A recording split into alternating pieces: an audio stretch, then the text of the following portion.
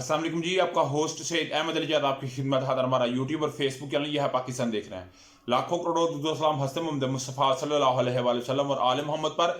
इससे पहले हमने इस्लामाबाद हाई कोर्ट से एक खबर देखी जिसमें एक जस्टिस साहब, जस्टिस बाबर सत्तार साहब ने डीसी, एसएसपी ऑपरेशन और एसपी साहब को डिस्चार्ज कर दिया और एसएचओ यानी कि एक इंतजामी अमूर के जो लोग हैं इनको सजा दी। मगर आज अदालत ने उनकी जो है वो सजा का अमल दरामद जो है मई तक एक लंबी छुट्टी पे भेज दिया, क्योंकि उन्हें मार्च का माह दिया गया था, एक माह जस्टिस बाबर सत्तार की तरफ से कि आप अपील दायर कर सकते हैं, तो उन्हें मिल गई। मगर एक और जस्टिस सरदार एजाज इसहाक साहब वो बाबर सत्तार साहब की तरह ही सामने आए हैं। और आप जानते हैं कि इमरान अहमद खान साहब की पेशी का मामला है, शानदा गुलजार साहब है, शहर अफरीदी हैं, लामा राजा नासिर अब्बास साहब हैं। तो इन तमाम की जो है वो ये इस्तदा है कि हमें इमरान अहमद खान से मिलने दिया जाए। तो ऑनलाइन मुलाकात की बात है तो शेर अब्दुल मरवा साहब इसमें मौजूद थे, तो जेल सुप्रीडेंट ने कहा जी कि इमरान अहमद खान की ऑनलाइन मुलाकात नहीं करवा सकते, ये कानून में मौजूद नहीं है, इसके लिए कानून इजाजत नहीं देता, उसमें गुंजाइश नहीं है।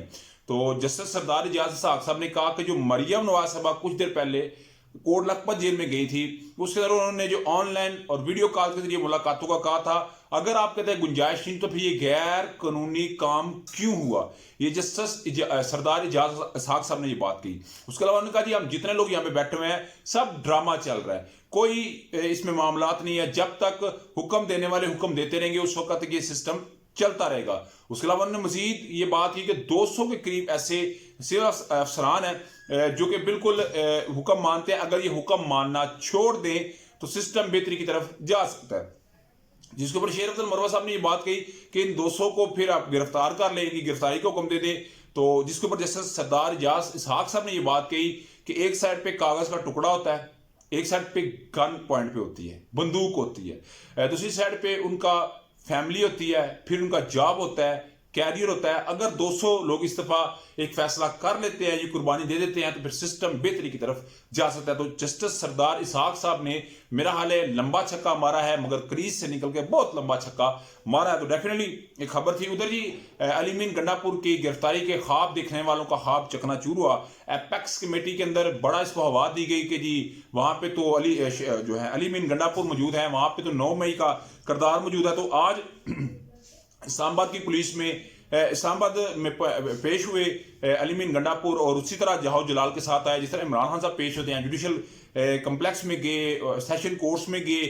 मगर आज जो है वो उन्होंने ये बात पेश की कि हम मफाहमत की तरफ जाना चाहते हैं, मगर कुछ लोग इसको नहीं करना चाहते। मगर जुडिशल कम्प्लेक्स तोड़फोड़ केस में साजिश दहशतगर्दी अदालत ने इस्लामाबाद की साजिश दहशतगर्दी अदालत ने खैबर पख्तूनख्वा के जो वजीर आला हैं अलीमीन गंडापुर की बुरी जमानतों 17 अप्रैल तक मंजूर कर ली हैं। अलीमीन गंडापुर FIR में नामजद नहीं, इनका किरदार कोई नहीं क्योंकि वो मौके पर मौजूद नहीं थे। वकील अलीमीन गंडापुर के खिलाफ 50 FIR दर्ज हुई हैं। अलीमीन गंडापुर को अदालत तक पहुंचने में भी नहीं दिया जा सकता। तो उधर जो है एक बुरी जमानत ATC एंटी टेररिस्ट कोर्ट में मंजूर कर ली। तो मेरा ख्याल है एक अच्छा जो है वो स्टेप किया गया है। उसके अलावा आप जानते हैं सैनेट के इलेक्शन की आमद है, 2 अप्रैल को सैनेट का इलेक्शन होने जा रहा है। अपीलेट ट्रिब्यूनल में अपीलें थी, फैसल जवेद के कागजात मंजूर कर लिए गए।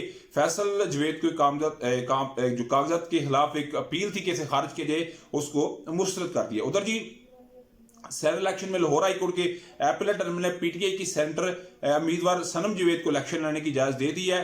ट्रिब्यूनल ने सनम जवेद की अपील को मंजूर कर लिया। ट्रिब्यूनल के जस्टिस शाहिद बिलाल हसन ने फैसला महफूज सुनाया। इलेक्शन कमीशन ने सनम जवेद के कागजात नामजदगी मुस्तरद किए थे।